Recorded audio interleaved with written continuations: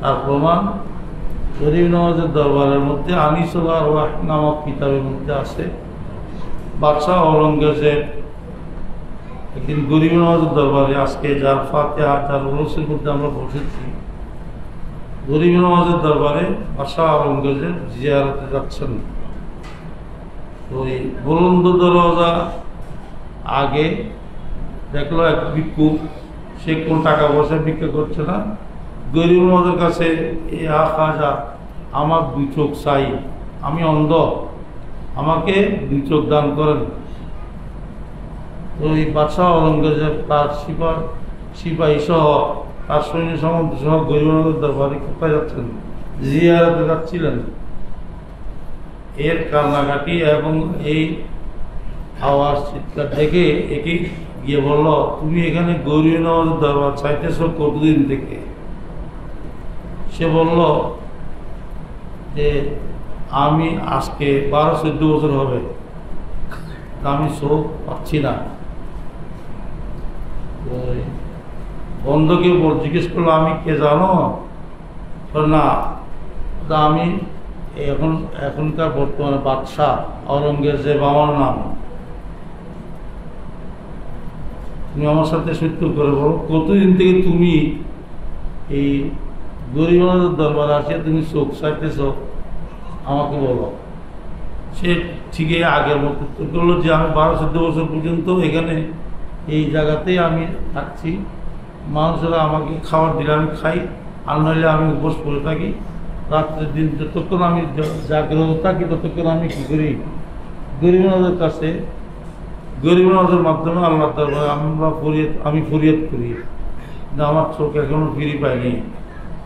তখন আওরঙ্গজেব বাদশাহ কী করলো, তার সিপাহীদেরকে বললো, একে বাঁধি রাখো, আমি জিয়ারসাইয়া আসি, যদি তাকে অন্ধ পাই তাহলে তাকে তোমরা কতল করে ফেলবা, তাকে তোমরা কী করে ফেলবা?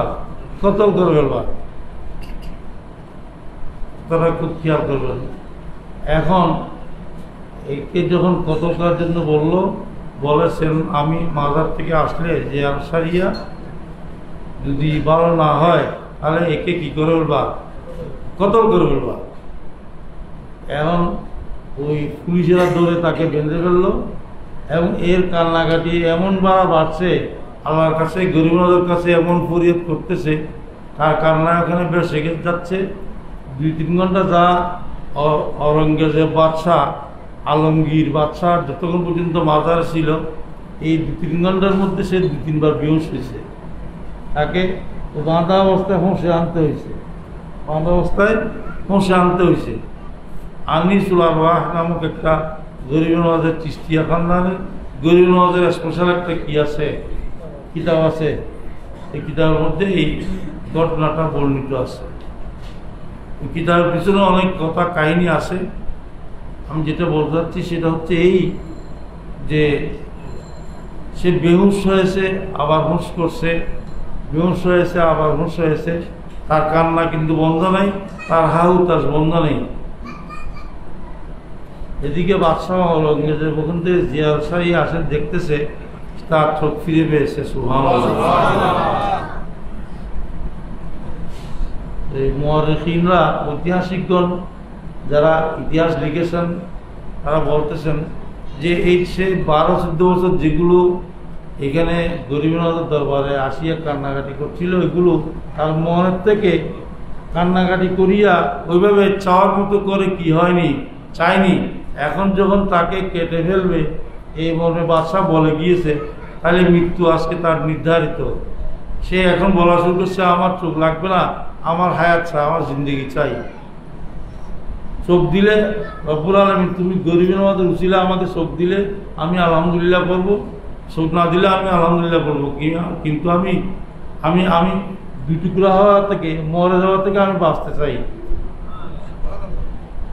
তা বললাম এই জন্য যে আমরা মাহফিল উপস্থিত হই, আমরা মুনাজাত করি, জিয়ারত করি ইমাম হাশিমের, কিন্তু মনের মধ্যে ইমাম হাশিমের প্রতি আমার কি আছে, এক কুটিলতা রয়েছে আমার মনের মধ্যে। দিলের মধ্যে এখলাস আমাদের নাই, দিলের মধ্যে কি নাই, এখলাস আমাদের নাই। বুখারী শরীফের হাদিস আছে, আমার লিখিত একটা বই স্মরণ সান্নিধ্য, ও পাথরের নিচে চাপা পড়েছিল 3 মানুষ।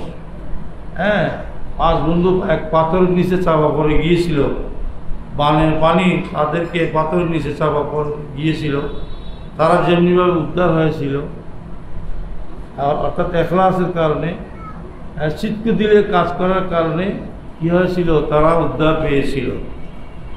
আমরা যে মাসের মধ্যে এখানে প্রতি মাসে আমরা যে এখানে উপস্থিত হই, মাহফিলে যে আমরা আগমন করি, ইমাম হাশিমিকে আমরা মহব্বত করি, ভক্তি করি, গত 12 দিনের মাহফিলে আমরা অন্তর দিয়ে আমরা খাটনি মেহনত করার কারণে আলহামদুলিল্লাহ সারা দেশের মধ্যে আমাদের এই আঞ্জুমনের এই দরবারের অনেক সুনাম খ্যাতি ছড়িয়ে পড়েছে।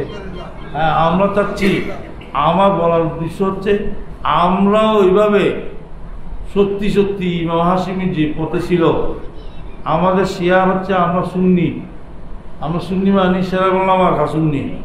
আমরা কোন মার্কা সুন্নি? শেরে বাংলা মার্কা সুন্নি। আমরা ইমাম হাশিমি মার্কা সুন্নি। আমরা কে? আমি সুন্নি। আমরা কি মৌলুদ শরীফ পড়ার পরে আমরা ইয়ালিম সালাম আলাইকা আমাদের আল্লামা আনসারী সাহেব এখন করলো না, আমরা এখানে কেউ বসে থাকি নাই। আমি মাদুর অবস্থা মানে আমার পায়ের ব্যথার কারণে আমি চেয়ারে ছাড়া এমনি দাঁড়াইয়া বসে নামাজ পড়তে সেজদা করতে পারি না, বা আখির বৈঠক বসতে পারি না, বিধায় আমি চেয়ারে বসে নামাজ পড়তে হবে, ঠিক না? আপনারা আলহামদুলিল্লাহ আমরা কেউ এখানে মাদুর দাঁড়াইতে তো পারি। হ্যাঁ, তাহলে দাঁড়াইতে যেহেতু পারি, আমাদের জন্য কোনো স্বাভাবিক বিষয় নয়। এটা আমরা সুন্নি, এমন সুন্নি যে আমরা দাঁড়াইয়া কি আমি বিশ্বাসী, এবং শেয়ারে সুন্নি আহলে সুন্নাত ওয়াল জামাতের শেয়ার হিসাবে আমরা মানি। শেয়ার বলতে বোঝানো হয় আমাদের সুন্নিয়তের সুন্নিয়তের নিদর্শন হচ্ছে আমরা কোন ধরনের সুন্নি? ইমাম হাশিমি মার্কা সুন্নি। হাশিমি সাহেব, ইমাম হাশিমি কখনো বসে বসে ইয়া নবী সাল্লাল্লাহু আলাইহি পড়ে নাই। ইয়া নবী সাল্লাল্লাহু আলাইহি বসে পড়া যায় কার জন্য? যে মাযুর তার জন্য বৈধ। হ্যাঁ, দুরূদ শরীফ, কিয়াম এগুলো পড়ে বসে বসে পড়া বৈধ।